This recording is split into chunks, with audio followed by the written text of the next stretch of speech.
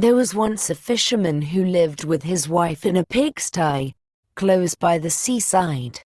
The fisherman used to go out all day long fishing, and one day, as he sat on the shore with his rod, looking at the sparkling waves and watching his line, all on a sudden his float was dragged away deep into the water.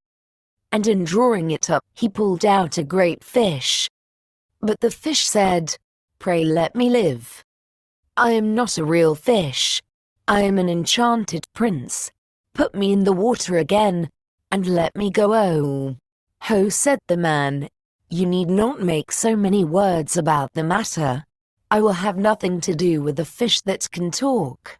So swim away, sir, as soon as you please." Then he put him back into the water, and the fish darted straight down to the bottom, and left a long streak of blood behind him on the wave.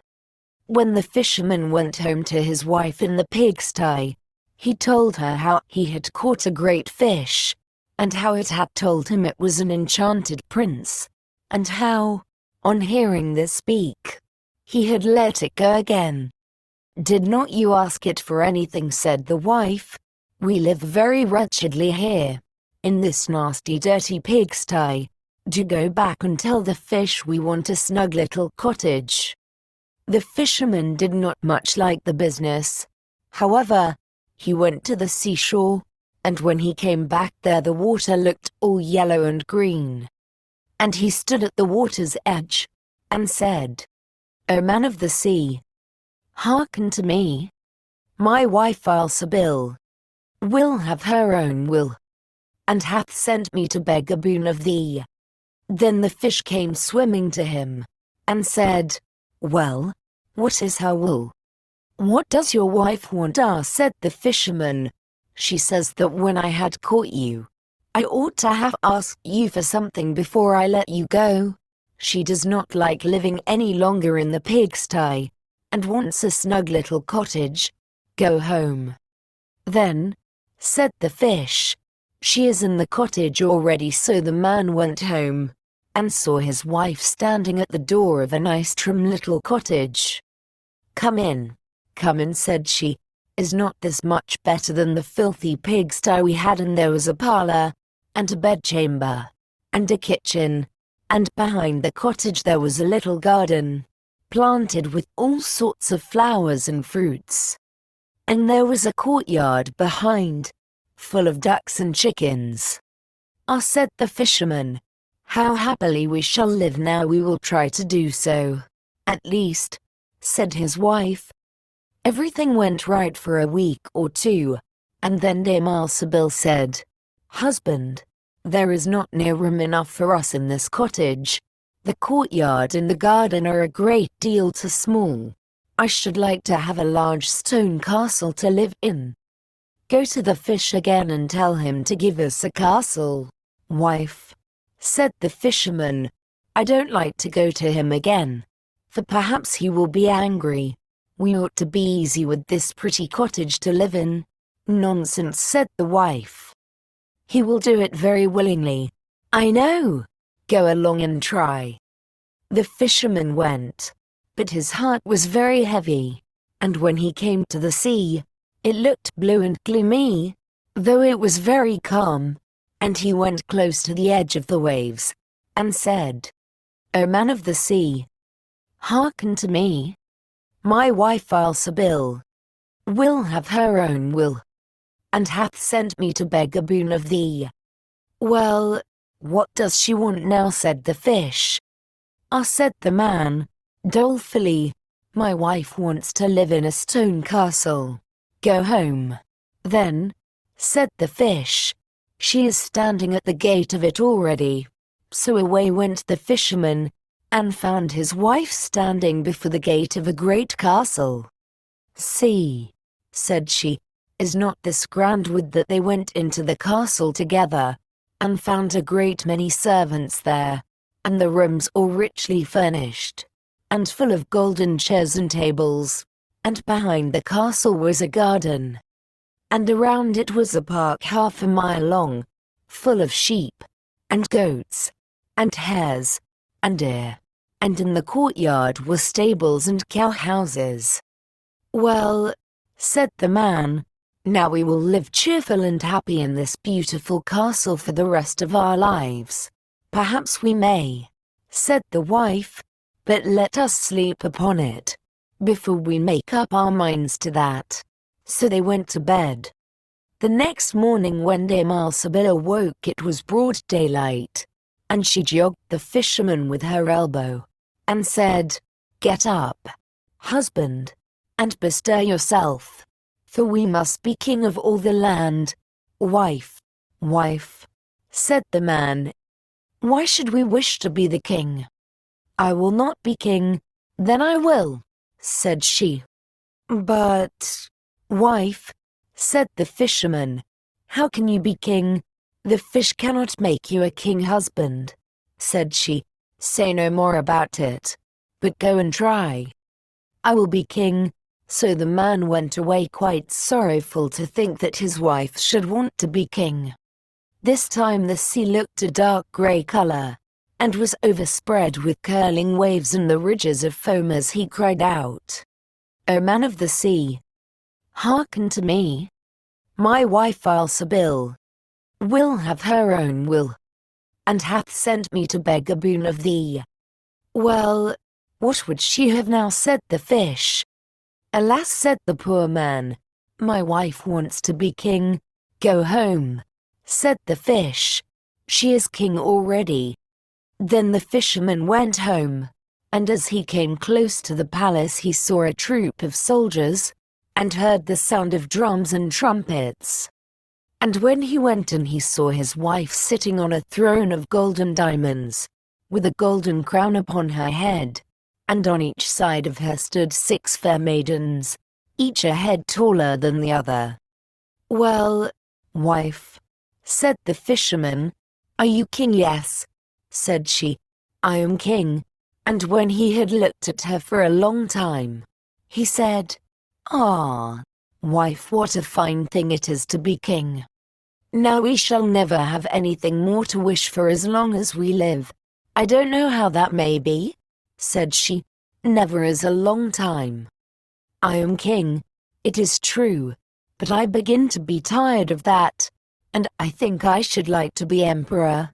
"Alas, wife, why should you wish to be emperor?" said the fisherman.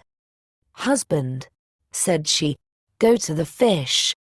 "I say I will be emperor." "Ah, wife," replied the fisherman, "the fish cannot make an emperor, I am sure, and I should not like to ask him for such a thing." "I am king," said Alsabil, "and you are my slave, so go at once." So the fisherman was forced to go, and he muttered as he went along, "This will come to no good. It is too much to ask. The fish will be tired at last, and then we shall be sorry for what we have done." He soon came to the seashore, and the water was quite black and muddy, and a mighty whirlwind blew over the waves and rolled them about. But he went as near as he could to the water's brink, and said, "O man of the sea, hearken to me. My wife Alsabil will have her own will, and hath sent me to beg a boon of thee." "What would she have now?" said the fish. "Ah," said the fisherman, "she wants to be emperor." "Go home," said the fish. "She is emperor already." So he went home again, and as he came near he saw his wife Alsabil sitting on a very lofty throne made of solid gold, with a great crown on her head full 2 yards high, and on each side of her stood her guards and attendants in a row, each one smaller than the other, from the tallest giant down to a little dwarf no bigger than my finger. And before her stood princes, and dukes, and earls, and the fisherman went up to her and said, "Wife, are you emperor?" "Yes," said she. "I am emperor." "Ah," said the man, as he gazed upon her, "what a fine thing it is to be emperor." "Husband," said she, "why should we stop at being emperor?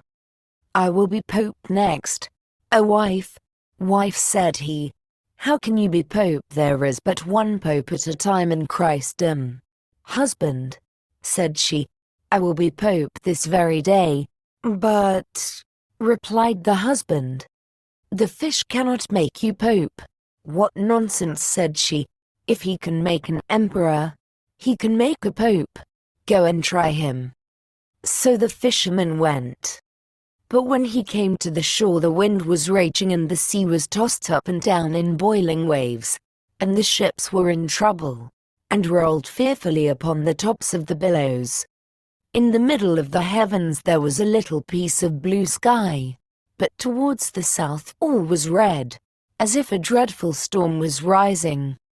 At this sight the fisherman was dreadfully frightened, and he trembled so that his knees knocked together. But still he went down near to the shore, and said, O man of the sea, hearken to me.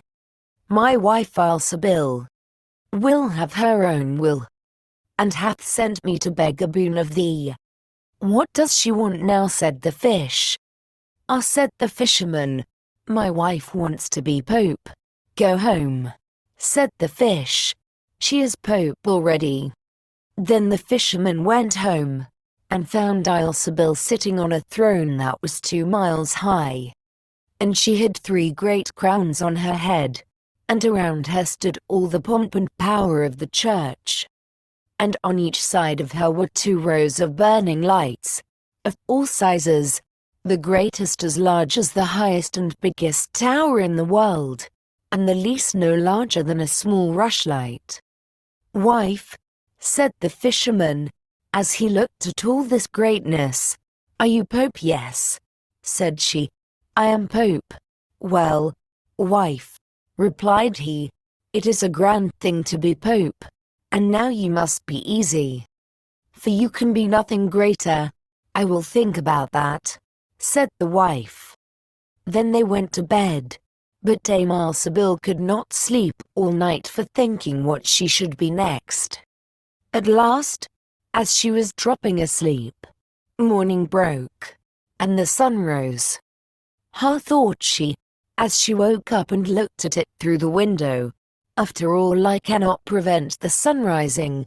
At this thought she was very angry, and wakened her husband, and said, Husband, go to the fish and tell him I must be lord of the sun and moon.